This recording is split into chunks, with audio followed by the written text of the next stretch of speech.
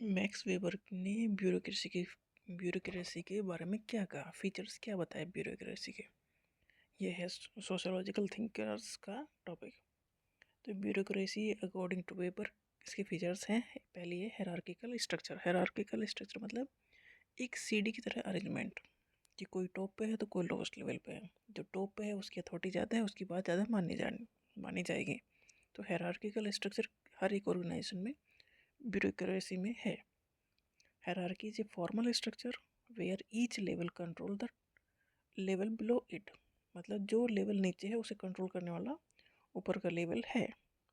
मतलब अपने नीचे वाले को सब कंट्रोल करते चले जाएंगे। ये एक हायरार्की बन जाएगी कि किसी भी ऑर्गेनाइजेशन में।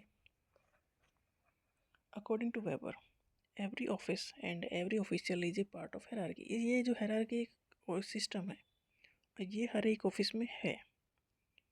और ऑफिस में जो ऑफिशियल्स हैं उन सब के ऊपर ये चीज़ें लागू हो रही हैं। मतलब जो जिस पोस्ट पर है उसकी अथॉरिटी उसके पास है और उतनी ही रेस्पॉन्सिबिलिटी भी है।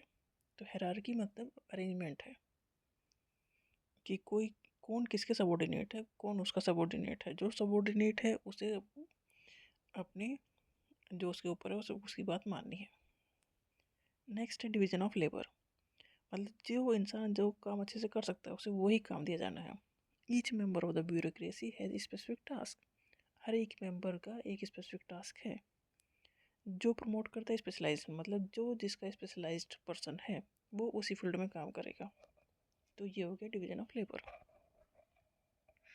डिवीजन ऑफ लेबर अलाउ करता है फॉर ग्रेटर एफिशिएंसी। डेफिनेटली जो जिस काम के लिए अच्छे से कर सकता है उससे अच्छे से करे, उससे वही काम दिया जाएगा तो एफिशिएंसी डेफिनेटली बढ़ेगी।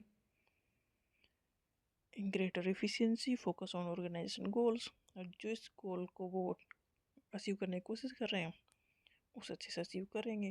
मतलब जो कोई काम करने वाला है वो उस काम का स्पेशलाइज्ड पर्सन है, वो उस काम को करेगा तो डेफिनेटली वो काम अच्छे से ही होगा। तो डिवीजन ऑफ लेबर यही है कि जो जिस काम के लिए है उसे वही काम दिया जाना है। नेक्स्ट है मेरिट बेस्ड रिक्रूटमेंट। रिक्रूटमेंट उस बेस पे करना है क्या क्वालिफिकेशन है, क्या स्किल्स हैं, क्या परफॉर्मेंस है, उस बेस पे हायर किया जाना है एम्प्लॉय को। Employed are hired and promoted based on their qualification. ये क्वालिफिकेशन क्या है, स्किल क्या है, उसके बेस पर उन्हें हायर किया जाना है और प्रमोट किया जाना है। प्रमोशन मिलना है on the basis of performance. Merit based system help करता है।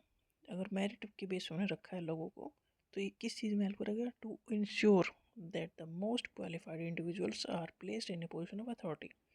इसका मतलब ये है कि जो जिस पोस्ट के लिए क्वालिफाइड है वो वहीं पर वो ही इंसान होना चाहिए। तो ये सिस्टम इस चीज़ को प्रमोट करता है। ब्यूरोक्रेसी कैसे चलेगी, रूल्स एंड रेगुलेशन से। ब्यूरोक्रेसीज ऑपरेट करती है on a set of written rules and procedures. Bureaucracy अपने हिसाब से नहीं चलती, उसके रिटन रूल्स हैं वो फॉलो करने हैं उसी हिसाब से। दीज रूल्स इंश्योर करते हैं consistent application across the organisation. मतलब काम एक ढंग से ही चलेंगे, इसके लिए सब कुछ फॉर्मेट लिखा हुआ है, वही फॉर्मेट फॉलो करना है तो काम हर बार वैसा ही होगा। रिटन डॉक्यूमेंटेशन हर चीज़ का होगा, जो भी आपने डिसीजन लिया है वो हर चीज़ें डॉक्यूमेंट की जाएंगे। ब्यूरोक्रेसी मेंटेन करते हैं detail record of all decision. जो भी डिसीजन लिए गए हैं उसके रिकॉर्ड रखे जाएंगे। जो भी ट्रांजैक्शन हुए हैं, जो भी काम हुए हैं सब रिटन फॉर्म में होंगे। इससे क्या होगा, ये ट्रांसपेरेंसी बढ़ेगी और अकाउंटेबिलिटी बढ़ेगी। तो रिटन डॉक्यूमेंटेशन भी ब्यूरोक्रेसी का एक करेक्टरिस्टिक है। इम्पर्सनैलिटीज़ में होना है, मतलब पर्सनल बेस पे ये सारे काम नहीं ले जाने हैं। जो भी ब्यूरोक्रेट्स हैं वो पर्सनल नहीं प्रोफेशनल लेवल पे ही काम करेंगे। All workers are handled fairly by organisation. कोई भी ऑर्गेनाइजेशन है वहाँ पर जो भी काम कर रहे हैं ऐसा नहीं किसी से अपना पर्सनल रिश्ता है तो उसे कुछ चीज़ें ज़्यादा दे दी जाए, कुछ फेवर कर दिया जाए, ऐसा नहीं होगा। They also fairly treat all employees. सारे एम्प्लॉय को एक जैसा ट्रीट करना है। And do not allow individuals differences to affect them. मतलब अगर हमारी किसी से नहीं बनती तो इसका मतलब उस हमारे काम पर उसका असर नहीं दिखना चाहिए। मतलब वहाँ पर प्रोफेशनल काम ढंग से काम करना है, ना कि पर्सनल लेना है। सब वहाँ पर सब इक्वल है। Decision are based on objective criteria and rules rather than favouritism. मतलब वहाँ पर कोई हमारा दोस्त नहीं है, फेवरेटिज्म नहीं फॉलो करना है कि ये मेरा फेवरेट है तो इसके लिए कुछ ज़्यादा अच्छा किया जाए, ये नहीं करना है, सबको एक लेवल में रखना है। वेरिएंट ब्यूरोक्रेसी के क्या एडवांटेज है? तो ये रूल्स हैं, सब कुछ रिटन फॉर्म में रूल्स रेगुलेशन सब दिए गए हैं, तो इससे प्रमोट होता है इक्वलिटी और इम्पार्शियलिटी, सब इक्वल है और किसी के साथ कोई पार्शियलिटी नहीं की जा रही है, तो ये एक एडवांटेज है।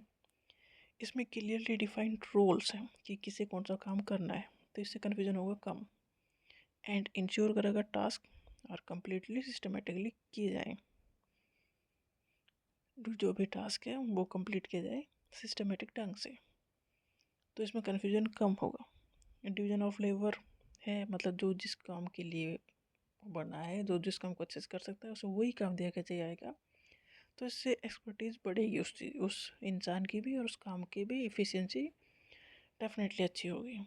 रिकॉर्ड कीपिंग इनेबल करता है ऑर्गेनाइजेशन को, जो डिसीजन लिए गए हैं, जो काम किए गए हैं, रिकॉर्ड हमने उस चीज़ का रखा है, तो इससे हम पता कर सकते हैं हमने कौन कौन से डिसीजन पास्ट में लिए हैं और उनका किस तरह से काम हुआ है।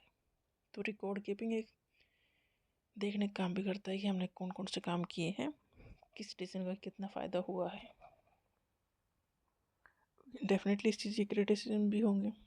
पहली बात तो ये है कि रूल्स का स्ट्रिक्ट एडियरेंस है, रूल्स के साथ आप स्ट्रिक्ट हो, मतलब आपको रूल फॉलो ही करना ही है, तो it can make organisation resistant to change. देखो रूल्स रिटन फॉर्म में आप उन्हें चेंज नहीं कर सकते, उसके हिसाब से ही काम करना है। एक्सेसिव फॉर्मेलिटीज़ होंगी जिससे कि जो डिसीजन मेकिंग है वो स्लो होगी, मतलब जो काम हमने अच्छे के लिए सारी चीज़ें लगाई हैं वो कहीं ना कहीं उसका थोड़ा बहुत बुरा इफेक्ट भी आना ही है, क्योंकि अपनी मर्जी से फिर वो काम नहीं होंगे, उसी प्रोसीजर में उसी सीक्वेंस में वो काम होंगे, तो उस तरह से ये डिले भी हो सकता है डिसीजन मेकिंग, तो कुछ नुकसान तो डेफिनेटली होंगे ही।